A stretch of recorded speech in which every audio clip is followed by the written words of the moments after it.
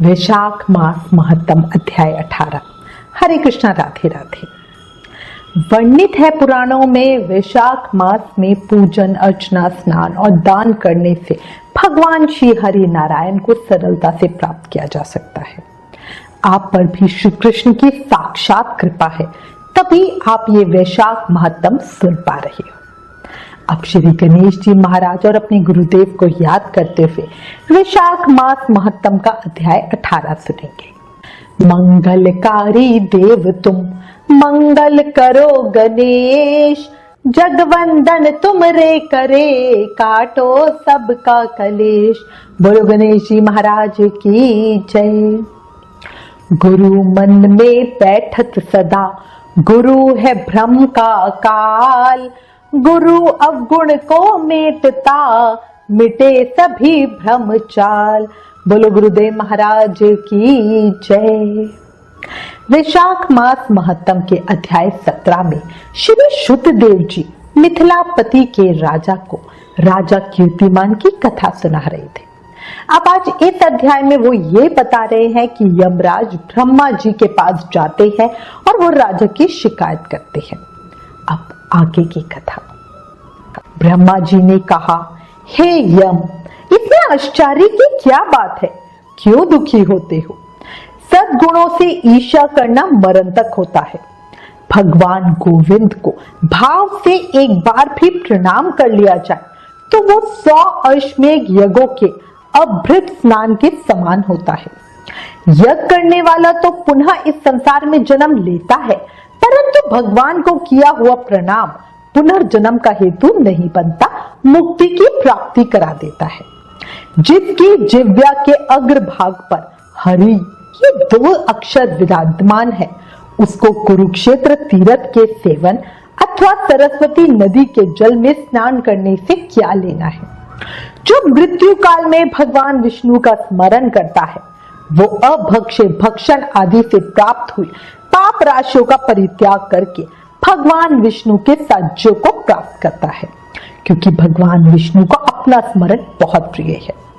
हे यमराज, इसी प्रकार वैशाख मास भगवान विष्णु को प्रिय है। इस माह के महत्तम को श्रवण करने मात्र से मनुष्य सब पापों से मुक्त हो जाता है। इस माह के धर्मों में उसके अनुष्ठान में तत्पर रहने वाला मनुष्य यदि मुक्ति को प्राप्त हो तो उसके लिए क्या कहना है। वैशाख मास में भगवान पुरुषोत्तम के नाम और यश का गान किया जाता है, जिससे भगवान बहुत प्रसन्न होते हैं। पुरुषोत्तम श्री हरि संपूर्ण जगत के स्वामी और हमारे जनक हैं। ये राजा कीर्तिमान वैशाख मास में उन्हीं भगवान के प्रिय धर्मों का अनुष्ठान करता है, जिससे प्रसन्नचित होकर भगवान विष्णु सदा उसकी सहायता में स्थित रहते हैं। भगवान वासुदेव के भक्तों का कभी अमंगल नहीं होता। उन्हें जन्म, मृत्यु, जरा और व्याधि का भय भी नहीं होता।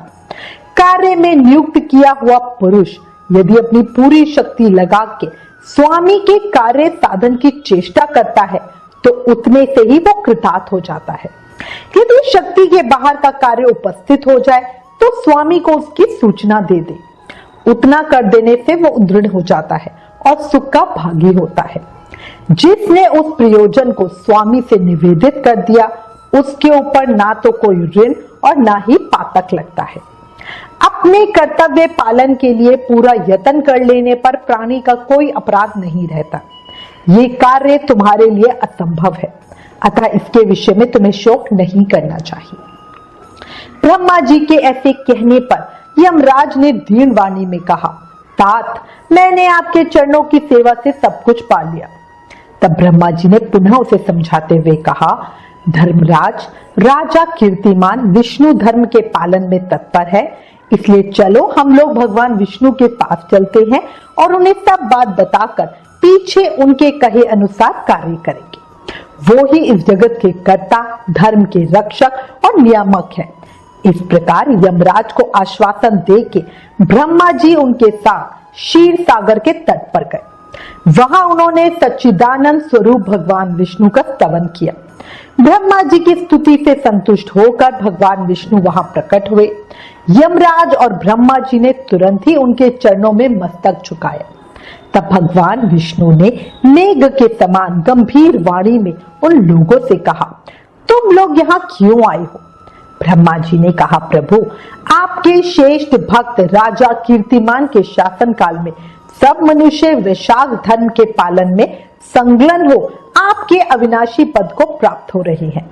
इससे यमपुरी सुनी हो गई है।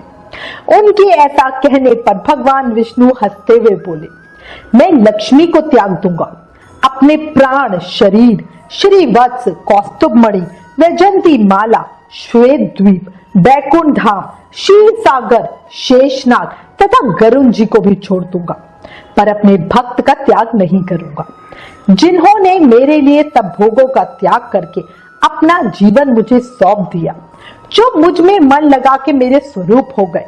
उन महाभक्तों को मैं कैसे त्याग सकता हूँ? राजा कीर्तिमान को इस पृथ्वी पर मैंने 10,000 वर्षों की आयु दी है, उसमें से 8,000 वर्ष बीत गए हैं। शेष आयु और बीत जाने पे उसे मेरा सायुज्य प्राप्त होगा। उसके बाद पृथ्वी पर बेन नाम का दुष्ट आत्मा राजा होगा, जो संपूर्ण वेदोक्त महाधर्मों को लोप कर देगा। उस समय वैशाख मास के धर्म भी छिन्न भिन्न हो जाएंगे। राजा बेन अपने ही पाप से भस्म हो जाएगा। बाद में पृथु होकर पुनः मैं सब धर्मों का प्रचार करूंगा।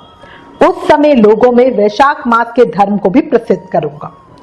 सहस्त्र मनुष्यों में कोई एक ऐसा होता है जो मुझ में अपने मन प्राण अर्पित करके अपना सर्वस्व मुझे समर्पित करते और मेरा भक्त हो जाए। जो ऐसा होता है वही मेरे धर्म का प्रचार करता है। इस वैशाख मास में भी मैं वैशाख धर्म में तत्पर रहने वाले महात्मा पुरुषों तथा राजा के द्वारा समयानुसार तुम्हारे लिए भाग दिलवाऊंगा। लोक में जो कोई भी वैशाख मास का व्रत करेगा वो तुम्हें भाग देने वाले होंगे।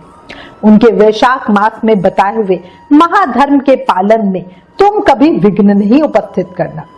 यमराज को इस प्रकार आश्वासन देकर भगवान विष्णु अंतर्ध्यान हो गए। ब्रह्मा जी भी अपने सेवकों के साथ सत्यलोक में चले गए। उनके जाने के बाद यमराज भी अपनी पुरी को पधारे। अब हमें करना क्या होता है? वैशाख मास की पूर्णिमा को पहले धर्मराज के उद्देश्य से जल से भरा हुआ घड़ा, दही और अन्न देना चाहिए, याद रखना। उसके बाद पितरों, गुरुओं और भगवान विष्णु के उद्देश्य से शीतल जल, दही, अन्न, पान और दक्षिणा फल के साथ कांसे के पात्र में रख के ब्राह्मण को देनी चाहिए। भगवान विष्णु की दिव्य प्रतिमा वैशाख मास की महत्तम कथा सुनाने वाले ब्राह्मण को देनी चाहिए। वो धर्म वक्ता ब्राह्मण को अपने धन से पूजित करना चाहिए। राजा कीर्तिमान ने सब कुछ उसी प्रकार किया। उन्होंने पृथ्वी पर मनवांछित भोग भोग कर शेष आयु पूर्ण होने के बाद पुत्र पौत्र आदि के साथ श्री विष्णु धाम को प्रस्थान किया। फिर बेन नाम का महानीच राजा हुआ। उसने सब धर्म तथा वैशाख धर्मों को लोप कर दिया। इसके बाद सब प्राणी इन धर्मों को करना भूल गए। इसी कारण वैशाख मास धर्म बहुत प्रसिद्ध नहीं रहा। भगवान विष्णु के कोई विरले भक्त ही इन धर्मों को जानते हैं। मिथिलापति ने कहा, हे महामते, दुरात्मा राजा बेन प्रथम स्वयंभू मनवतार में हुआ और ये राजा इक्ष्वाकु कुलभूषण कीर्तिमान वे वस्त्र मनवतार के व्यक्ति हैं। ये बात पहले मैंने आपके मुख से सुनी है, परंतु इस समय आपने और ही बात कही कि ये राजा जब बैकुंठवासी हो जाएंगे उसके बाद राजा बेन उत्पन्न होंगे। मेरे इस संशय को आप दूर कीजिए। शुद्धदेव जी ने कहा, राजन, पुराणों में जो विषमता दिखती है वो युग भेद और कल्प भेद की व्यवस्था के कारण है।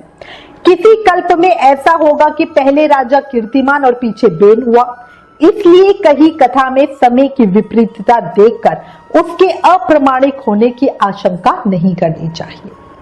वैशाख मास महत्तम अध्याय 18 संपूर्ण। कल अध्याय 19 में आगे की कथा सुनेंगे। ध्यान रखना, वैशाख पूर्णिमा पर यमराज के निमित्त दान जरूर निकालना।